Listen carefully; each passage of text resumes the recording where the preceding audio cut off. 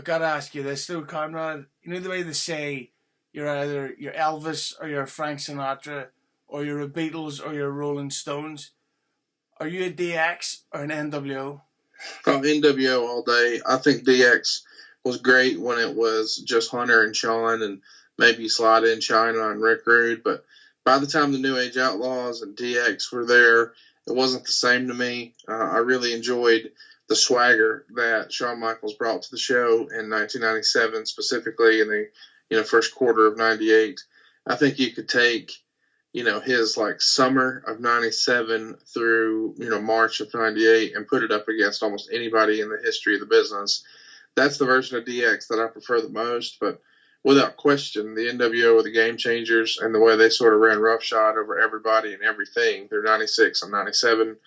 I mean, it created my most favorite year in wrestling. So I'm an NWO guy. But would you say that, because a lot of people say that the NWO got ruined due to the fact that so many members get added, but in a way, I think that DX could stale really fast because it just stayed the same core group for so long. Well, listen, it's hard for me to say, that it, I mean, how should it have ended? That's what I always sort of come back to. Is like I think that the Four Horsemen could have been a stronger group and had an even bigger legacy had it ended sooner. But a lot of people don't share that opinion, and instead they talk about how the NWO should have finished sooner. Well, I think you could argue that the time to wrap it up is while it's still on top, while it's still hot. But at the same time, from a business standpoint, why would you sort of kill the golden goose? I mean, from a cool standpoint, you want it to finish while it's still cool. But, from a revenue standpoint, you want to get all the money out of it you can.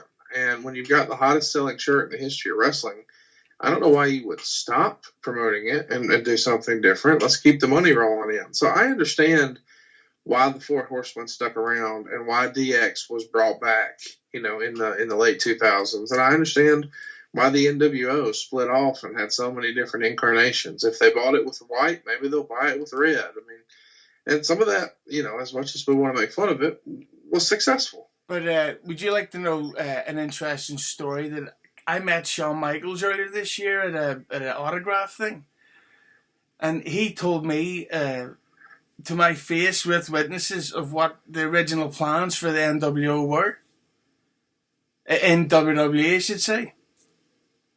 And he told me that, because I've always been fascinated about the 2002 era, because it just seemed to end, well, it ended so abruptly.